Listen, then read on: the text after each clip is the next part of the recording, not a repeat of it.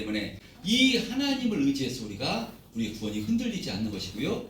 감사로 충만해서 우리가 힘있게 신앙생활하고 믿음 생활하는 것인 줄 믿습니다. 자, 이렇게 하나님의 신실하심에 대한 말씀인데요. 이번 주 성탄절 앞두고는요, 우리가 많이 암송하는 말씀, 그래서 좀 쉽게 암송하는 말씀, 고린도후서 5장 17절 말씀을 이번 주는 암송하도록 하겠습니다. 고린도후서 5장 17절 말씀입니다. 시작. 그런즉 누구든지 그리스도 안에 있으면 새로운 피조물이라. 이전 것은 지나갔으니 보라 새 것이 되었도다. 예. 고린도후서 5장 17절 말씀입니다. 여러분, 우리가 예수님으로 말미암아 죄에서 사함받아 구원받은 하나님의 백성이요 새로운 피조물이 된 것입니다. 그런 의미로 성탄주일 앞두고 있는 이번 주일은 이 말씀을 우리가 암송하시면서 우리가 예수님으로 말미암아 새로운 피조물이 되었음에 더욱더 감사하시는 한 주간이 되시기를 주님의 이름으로 축원드립니다. 자, 이렇게 새로운 피조물로 거듭난 이 사도 바울이 이 복음에 붙잡혀서 이 전도여행을 하는 이 사도행전 말씀을 통해서 우리가 사도행전 은혜를 나누고 있습니다. 자, 그래서 사도 바울은요, 이제 1차, 2차, 3차 전도여행 이제 마무리가 되는 로마로 지금 이제 가게 됩니다. 그런데 로마로 죄수의 신분으로 가기 때문에요, 로마에 도착했을 때 어디에 갇혀야 되는가 하면요, 로마의 감옥에 갇혀야 됩니다. 죄수이기 때문에 감옥에 갇혀야 됩니다. 그런데 주님께서 말씀하셨습니다. 예루살렘에서요, 내가 예루살렘에서 나의 일을 증언한 것 같이 로마에서도 증언하여야 하리라 말씀을 하셨기 때문에 로마에서 복음을 증거해야 되기 때문에 감옥에 갇히면 사람을 만날 수가 없고 복음을 증언할 수가 없기 때문에 바울은 이 감옥에 갇히는 것이 아니라요, 로마 황제 근위대장의 마음을 성령님께서 주장해 주셔서 로마의 허름한 셋집에 거하도록 은혜를 베풀어 주십니다. 자, 그래서 바울은 이 허름한 셋집에서 로마 군인과 쇠사슬에 매여 있지만요, 그러나 자신을 찾아오는 모든 사람들에게 복음을 증거하도록 2년 동안 하나님께서 은혜를 베풀어 주십니다. 자, 그래서 로마의 셋집에 거하게 된 후에 사흘 후에 바울은 누구를 먼저 청하는가 하면요, 로마에 있던 유대인들의 중에서 지도자들, 그러니까 유대인들의 어른들 이렇게 모셔서 청해서 무엇 하는가 하면 자신이 왜 로마에 왔는가, 오게 된 이유에 대해서 설명을 합니다. 지난 말씀 17절에 바울은 이렇게 말씀합니다. 지난 17절에 시작. 사흘 후에 바울이 유대인 중 높은 사람들을 청하여 그들이 모임에 이르되, 여러분 형제들아, 내가 이스라엘 백성이나 우리 조상의 관습을 배척한 일이 없는데 예루살렘에서 로마인의 손에 죄수로 내준 바 되었으니. 예, 바울이 이 유대인 중 높은 사람 어른들을 청해서요, 자신이 이 로마에 온 이유를 이렇게 설명합니다. 그래서 형제들아, 내가 이스라엘 백성이나 우리 조상의 관습을 배척한 일이 없는데 예루살렘에서 로마인의 손에 죄수로 내준 바 되었다라고 이렇게 자신을 설명합니다. 그러니까 바울이 3차 전도여행을 마무리하고 예루살렘에 들어왔을 때요, 사도행전 21장 27절에 보면요, 아시아에서부터 온 유대인들이 성전에서 바울을 보고 충동해서 그를 붙들고요, 무엇이라고 말하는가 하면요, 28절 한번 합독해 보겠습니다. 시작. 외치되 이스라엘 사람들아 도우라. 이 사람은 각처에서 우리 백성과 율법과 이곳을 비방하여 모든 사람을 가르치는 그자인데 또 헬라인을 데리고 성전에 들어가서 이 거룩한 곳을 더럽혔도다 하니. 예, 이와 같이 아시아에서부터 온 그 사람들이요, 예루살렘의 유대인들을 선동해서 이 바울을 향해서, 저 바울은 세계 곳곳에서 바로 이스라엘 백성들이 가장 소중하게 여겼던 율법과 하나님의 성전을 비방하여 모든 사람을 가르쳤고, 지금 현재도 헬라인 즉 이방인을 데리고 성전에 데리고 들어가므로 거룩한 성전을 더럽혔으니까 저 사도 바울을 그냥 둬서는 안 된다. 바울을 죽여야 된다. 라고 선동을 합니다. 이 선동을 당해서요. 이 예루살렘의 유대인들이 바울을 죽이려고 합니다. 그러자 성경은 온 성이 소동했다라고 기록하는데요. 그래서 이 소식을 로마의 천부장이 듣게 돼서요. 천부장은 예루살렘이 소동이 일어나면 안 되기 때문에 군사들을 이끌고 바로 출동해서 바울을 이렇게 매맞고 있는 바울을 이렇게 분리시켜서 바울을 쇠사슬로 결박해서 바울 향해서 도대체 무슨 일로 바울을 죽이려 하느냐, 이 일을 행하려 하느냐 무리들에게 물을 때 이 사람은 저런 말로, 저 사람은 이런 말로 해서 바로 이렇게 소리치지만 진상을 알 수가 없어서 바울을 결박해서 로마의 영내로 이렇게 로마군의 영내로 데리고 간 것입니다. 자, 이때 바울을 이렇게 비방하며 선동한 유대인들은 누군가면요, 아시아에부터 온 유대인은 에베소 지역에서 온 유대인들이었습니다. 바울이 에베소에서 복음 전할 때 큰 복음의 역사가 일어났는데 다 믿는 것이 아니었습니다. 그때 바울을 비방하고 죽이려 했던 유대인들이 있었습니다. 그 유대인들이 여기까지 예루살렘까지 쫓아와가지고 지금 바울을 험담하면서 바울을 비방하며 바울을 죽이려 한 것입니다. 이들이 바울을 죽이려 한 제목은 무엇인가 하면요, 율법을 무시하고 성전을 더럽혔다는 제목이었습니다. 그러나 바울은 율법을 무시한 적이 없습니다. 바울은 율법에서 오시리라 약속하신 그 메시아가 예수 그리스도라고 전한 것이고요. 성전을 이때 당시 이방인들은 절대로 성전에 들어가면 안 됐습니다. 그래서 성전을 더럽혔다고, 이방인을 데리고 더럽혔다고 모함하는 것인데, 이방인을 성전으로 데려간 것이 아닙니다. 시장에서 아시아에서 온 드로비물을 같이 있는 것을 보고 성전에 데리고 들어갔을 것이다 짐작을 해서 바울을 이렇게 성전을 더럽혔다는 제목으로 바울을 죽이려 한 것입니다.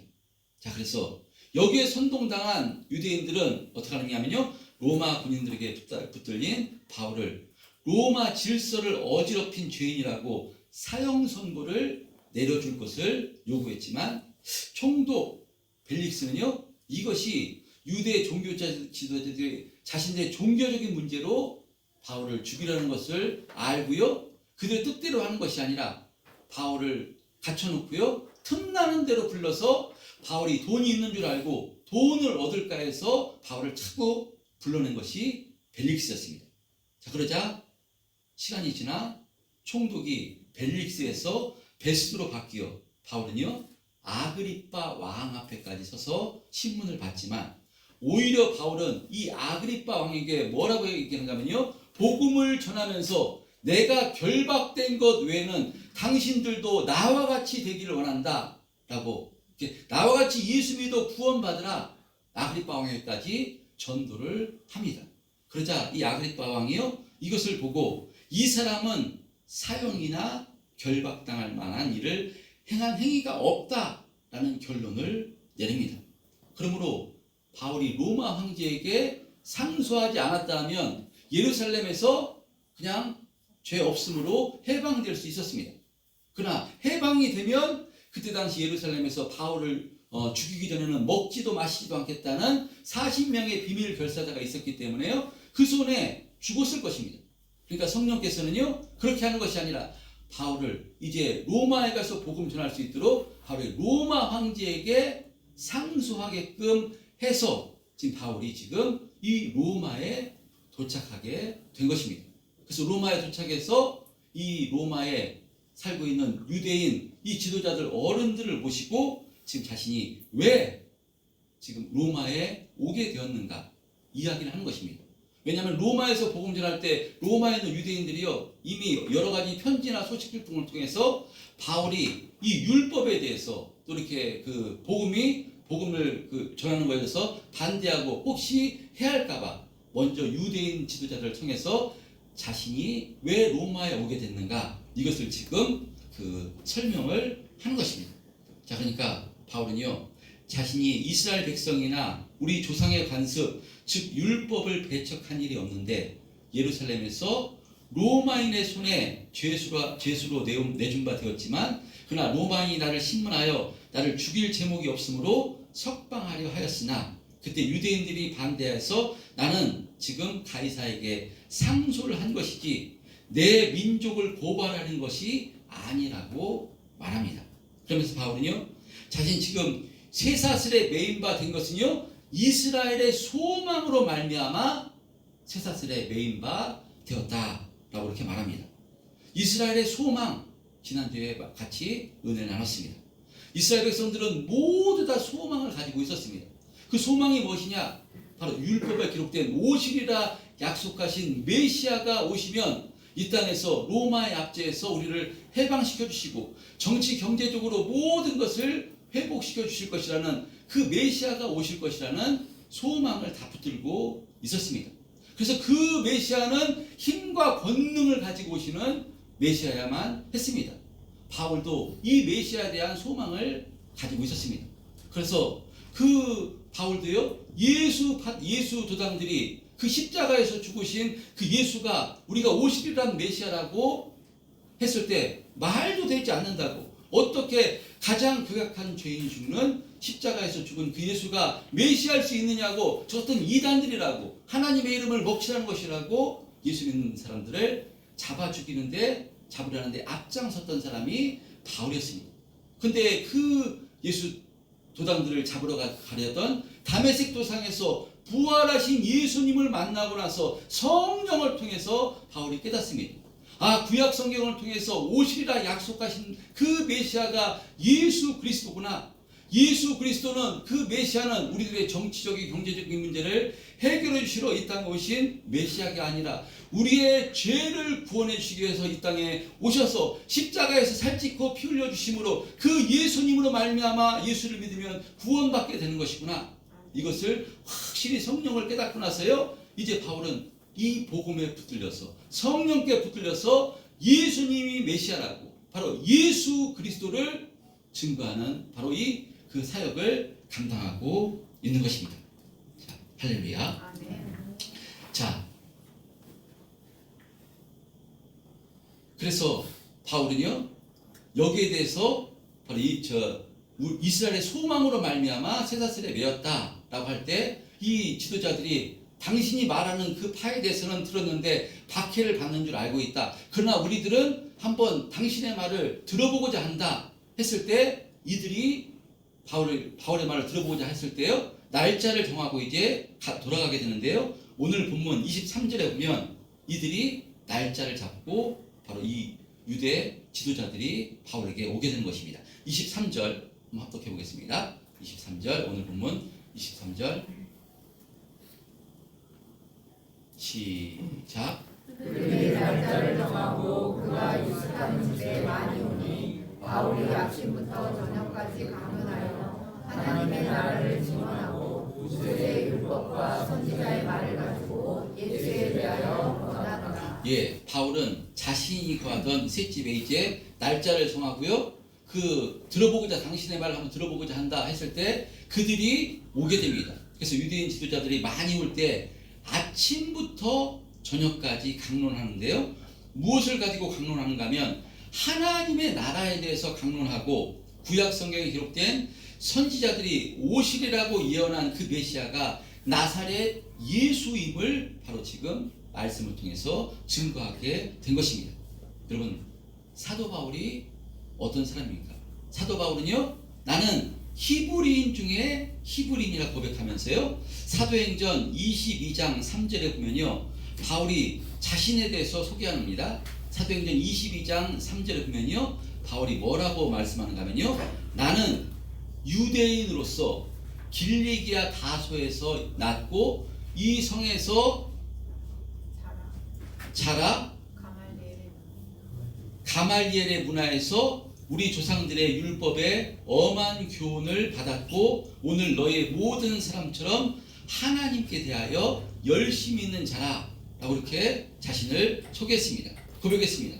그러니까요, 이 사도 바울은 젊은 시절부터 율법학자로서 그 당시 최고의 율법학자였던 가말리알 문화의 상에로 들어가서요, 율법에 대한 엄한 교육을 받았기 때문에 율법에 대해서는 너무나도 정통한 사람이 바울이었습니다.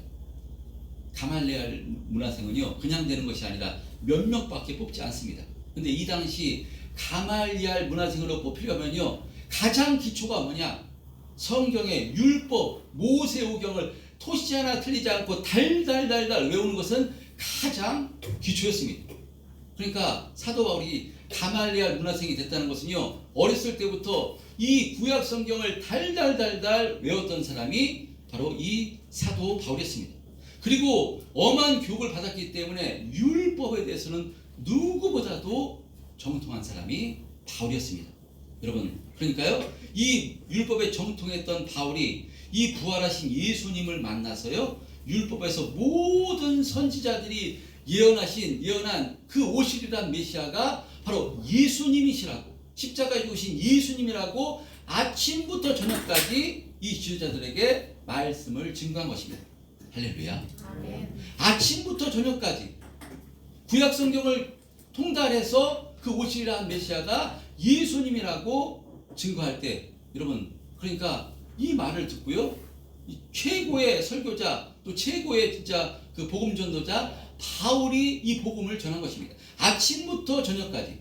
그랬을 때, 근데 신기하게도 오늘 본문에 뭐라고 말씀하는가 하면요, 24절에 보면 이 바울의 강론, 이 바울의 말을 듣고요, 24절에 보면 그 말을 믿는 사람도 있고 믿지 아니하는 사람도 있었더라 라고 말씀합니다. 어떻게 이럴 수 있을까? 여러분, 그런데 이상한 일이 아닙니다. 사실 예수님께서 설교하십니다. 예수님의 설교를 듣고 수많은 사람이 그 설교를 듣지만, 우리가 예수님을, 그 많은 사람들이 예수님을 십자가에 죽이는데 동조했음을 우리가 잘 알고 있습니다. 예수님을 3년 동안 쫓아다녔던 가룟 유다, 예수님의 설교를 얼마나 많이 들었겠습니까? 그런데요, 은전 30에 예수님을 팔아먹었던 사람이 가룟 유다입니다. 여러분, 그러니까요, 이 설교를 듣지만, 말씀을 듣지만, 복음을 듣지만 그것을 모두 다 받아들이는 것은 아니라는 것입니다. 그래서요, 사도 바울은요, 예수님을 어떻게 믿게 되는가 할 때 사도행전 13장 48절에 의하면요, 하나님께서 영생을 주시기로 작정된 자는 믿더라 라고 말씀합니다. 아멘. 하나님께서 구원을 주시기로 작정된 자는 복음을 받아들이지만, 작정되지 않는 자는요, 아무리 위대한 복음 설교가, 사도 바울이 구약 성경을 통틀어서 모든 것을 해박한 사도 바울이 복음을 증거하는데, 오시리라 한 메시아가 예수님이라고 증거하는데요, 믿는 사람도 있지만 믿지 않은 사람도 있었더라 라고 말씀합니다. 여러분, 그런 의미로 복음을 받아들여 구원주이신 예수님을 영접하는 것은요, 최고의 축복이고 은혜인 줄 믿습니다. 저와 여러분이 예수님을 나의 구주로 영접한 것이니까 정말 저와 여러분이요, 최고로 복을 받은 존재인 줄 믿습니다. 아멘. 여러분, 예수를 믿게 되는 것은, 복음을 받아들이는 것은 그 사람이 똑똑한가, 많이 배웠는가, 여기에 있지 않습니다.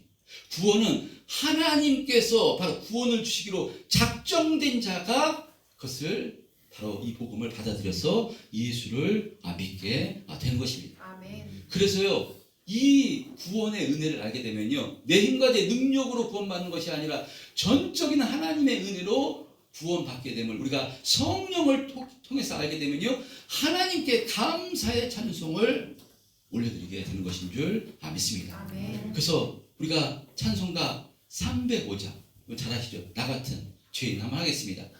나 같은 죄인 살리신 그 은혜 놀라워, 이다 어떤 생명 얻었고, 뭡니까? 명을 얻었네. 여기까지만 하겠습니다. 이 찬양, 예수 믿고요, 예수 믿고 이 구원의 감격으로 충만할 때 이것이 내 얘기인 줄 알고 그 구원의 은혜로 충만해서 이 찬양을 부를 때 우리가 눈물을 흘리고, 저와 여러분이 이 경험을 다 하신 줄 믿습니다. 아멘. 여러분, 최고의 축복이 바로 예수를 믿는 것입니다. 아멘. 자, 이렇게 바울이 자신을 찾아온 유대교 지도자들 무리들에게 바울은 하나님의 나라를 증거하면서요, 모세 율법과 선지자를 통해서 그 약속하신 그 메시아가 바로 예수님이라고, 그러니까 당신들도 예수 믿고 구원받으라고, 죄사함 받아 천국 백성이더라고 이 복음을 증거했지만요, 이것을 다 영접하면 좋았을 텐데 믿는 사람도 있고 믿지 않은 사람도 있었다는 것입니다. 그래서 25절에 이들과 함께 셋집에 있지만 25절에 갈 때는 이들이 같이 왔지만 서로 맞지 아니하여 흩어졌다라고 말씀합니다.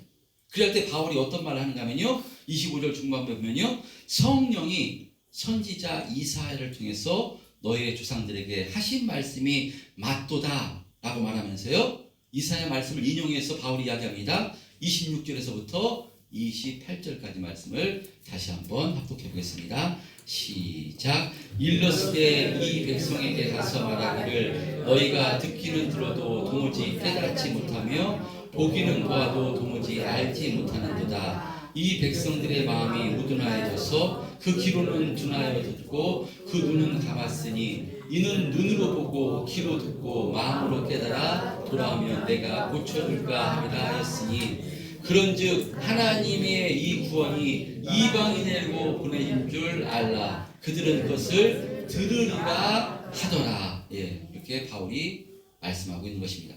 바울은 아침부터 저녁까지 자신이 알고 있는 이 율법의 핵심을 통해서, 모든 율법을 통해서 우리가 기다리던 그 구원주, 그 메시아가 예수님이라고 전했어도요, 이것을 믿지 않는 이 유대인들을 보고 구약성경에 기록된 이사야 선지자의 말씀을 인용해서 이들에게 뭐라고 말하는가 하면요, 하나님이 먼저 택하신 백성인 유대인들이 하나님의 말씀을 들어도 깨닫지 못하고 알지를 못한다는 것입니다. 하나님의 말씀을 귀로 듣고 마음으로 깨달으려 애를 쓰면 하나님께서 그 마음을 고쳐주시고자 하시는데 이들은 귀로 듣고도 마음을 닫아 들으려고 하지 않기 때문에 이사야 선지자가 하신 말씀이 옳다고 말하는 것입니다. 그러므로 바울은 먼저 택함 받은 유대인들이 이렇게 하나님 말씀을 들으려 하지 않은 것이니 이제 이 구원이 이방인에게로 보내준 줄 알라라고 이렇게 선포하고 있는 것입니다. 바울이 왜 이런 말을 했는가? 바울에게 온 그 유대인 무리 중에서요, 많은 사람들이 예수님을 영접했으면 바울이 이런 말을 하지 않았을 것입니다. 바울의 말을 듣고 믿는 사람도 있고 믿지 않은 사람도 있다고 했습니다. 그런데 아마도 믿는 사람보다 믿지 않는 사람들이 훨씬 더 많았기 때문에 바울이 애 같아서, 바울은 가는 곳마다 동족들이 바로 이 구원받아 예수 믿고 구원받기를 원했기 때문에 동족들에 대한 애타는 심정이 있었는데 훨씬 더 많은 사람들이 바울의 말을 듣고 믿지 않았기 때문에 지금 이런 말을 한 것입니다. 그래서 유대인들이 거부하니 하나님의 구원이 이제 이방인에게로 보내진 줄 알라라고 이렇게 선언하고 있는 것입니다. 여러분, 많은 성경학자들이 이 구원의 은혜가 먼저는 택한 백성인 유대인들에게 들어가서 유대인들이 이 복음으로 차고 넘쳐 그 다음에 이방인에게로 이렇게 흩어지게 나아가게 그것이 하나님의 뜻이었는데 유대인들이 이것을 닫자요, 이제 이방인들에게 먼저 보내줘서 이방인들에게 복음이 차고 넘쳐서 다시 유대인들에게로 복음이 들어갈 때, 그때가 마지막 때고 주님이 재림하실 때라고 지금 성경학자들이 많이 해석합니다.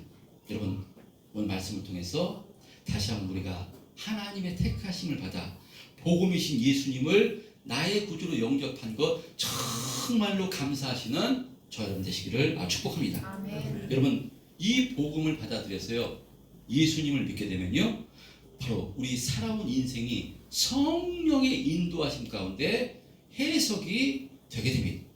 우리 인생이, 우리가 철학자들이요, 나는 누구인가? 나는 어디서 와서 어디로 가는가? 우리 인생의 결론은 무엇인가? 참 인생 허무하다. 철학자들이 내가 누구인가? 인생에 대해서 알지 못해서 철학에 빠지는데요, 예수를 믿게 되면요, 성령을 통해서 예수를 믿게 되면요, 우리 해석이 되게 됩니다. 우리 흰 인생이 해석이 되게 되고요, 내가 누구인지 해석이 되게 되고요, 바로 우리가 어디로 가게 되는지 해석이 되는 것이 예수 믿는 사람인 줄 믿습니다. 아멘. 어떻게 사는 것이 가장 가치 있는 삶이고 어떻게 사는 것이 가장 지혜 있는 삶인가? 성령을 통해서 예수를 믿게 되면요, 이것이 해석이 됩니다. 그 진리를 알게 되니요, 우리가 자유케 되는 은혜가 우리에게 주어집니다. 아멘. 여러분, 많은 사람들이 어떻습니까? 나는 왜 이 모양인가? 나는 왜 이렇게 어렵고 힘든 삶을 살아가는가? 이 세상이 원망스럽고요, 어떤 사람은 자신을 낳아준 부모를 향해서도 원망하는 사람이 있습니다. 너무나도 낙심해서 정말. 그런데요, 예수를 믿게 되면요, 성령의 인도하신 가운데 자신의 살아온 모든 삶이 낙심이 아니라 절망이 아니라 이것도 하나님의 은혜임을 깨닫게 됩니다. 아멘. 할렐루야. 아멘. 오늘 본문에 등장하는 바로 이 유대인들, 로마 땅에서 어떤 인생을 살았겠습니까? 그들은 선택받은, 자신들은 선민, 유대인인데 유대임에도 불구하고 유대 땅에 살지 못하고 고향을 등지고 흩어져서 로마에까지 와서요, 먹고 살기 위해서 비천한 노동자의 삶을 살고 있습니다. 한마디로 정말 낙심되고 좌절된 환경 가운데 살아가고 있습니다. 그런 가운데 이들이 어떤 마음이 들었겠습니까? 왜 우리는 이 로마에까지 와서 일평생 이렇게 가난하고 천대받는 이방인으로 살아야만 하는 것인가? 아무리 생각해도 원통하고 막 그랬을 것입니다. 하나님이 살아계신 하나님이시라면, 하나님이 택한 백성이라고 하는데 하나님 과연 살아계신 하나님이신가? 왜 우리를 이렇게 내버려 두시는가? 왜 이렇게 고통 가운데 버려 두시는가? 하나님을 향해서 원망이 나오고요, 이해가 안 됐을 것입니다. 근데 살기 위해서 하루하루 아마 낙심하며 살았을 것입니다. 근데요, 사도 바울이 전한 이 복음을 받아들여서 예수님을 영접하게 되자 성령을 통해서 이 모든 질문들과 해석들이 그런 가운데 이해가 됐어요. 감사로 충만하게 되었을 것입니다. 만약에 이들이 이방 땅 로마에 와서 비천한 삶을 살지 않았다면 과연 이들이 바울이 전하는 이 복음을 들으려고 이 허름한 셋집에 왔을까? 그렇지 않았을 것입니다. 이들이 예루살렘에 있었다면, 이때 유대 땅에 있었다면요, 이들도 다른 유대인들과 마찬가지로요, 바울이 복음을 전할 때, 바울이 그 예수가 그리스도다, 메시아다 전할 때 많은 유대인들과 함께요, 바울을 죽이는데 앞장을 섰을 것이고요, 이들이 예수님 당시 유대인들이었다면요, 예수님을 십자가에 못 박아 죽이는데 앞장섰을 사람들이 바로 이 사람들이었습니다. 그런데 자신들이 바로 이 유대 땅을 떠나서 로마에서 눈물 젖은 빵을 먹으면서 비천한 심정으로 살고 있기에 이곳에 온 바울을 만나게 된 것이고, 이 바울을 통해서 자신에게 구원을 베풀어 주신 이 주님을 만날 수 있었음에, 내가 여기까지 온 것도, 내가 이런 비천한 삶을 사는 것도, 내 좌절도 낭망도 이것이 우연히 이렇게 된 것이 아니라 이것도 하나님의 은혜구나. 할렐루야. 아멘. 이들이 복음을 통해서 그것을 깨닫게 됐을 것입니다. 그래서 감사로 충만했을 것입니다. 여러분, 그런 의미로 우리들도 예수님을 만나고 나서, 바로 이 구원받고 나서 이런 은혜가 주어진 것인 줄 믿습니다. 아멘. 우리에게 어려움이 없었다면, 우리에게 고난이 없었다면, 우리에게 고통이 없었다면 우리가 어떻게 주님 앞에 나와 하나님 앞에 예배할 수 있었겠습니까? 아무런 문제 없는데, 물질적으로 환경적으로 아무런 문제 없는데 갈급해서 주님 앞에 나오는 사람이요? 없습니다. 그런 사람 정말 드뭅니다. 있을 수 없습니다. 어떤 문제가 있었기 때문에, 아픔이 있었기 때문에, 갈급함이 있었기 때문에 우리가 주님 의지해서 예수 앞에 나가면, 하나님 의지하면, 기도하면, 예배드리면 하나님께서 은혜 주신데, 이런 말을 듣고요, 한번 나가보자 해서 나온 것이지, 갈급함이 없는 인생이 주님 앞에 나올 수는 없는 것입니다. 할렐루야. 그리고 여러분이 어떻게 저 주님 앞으로 깊숙이 들어가고요, 믿음이 성장할 수 있었습니까? 교회를 다니고 예수를 믿어도 아무 문제 없는데, 평안한데 걱정, 근심, 염려가 없는데 우리의 믿음이 성장할 수 있었는가? 그렇지 않습니다.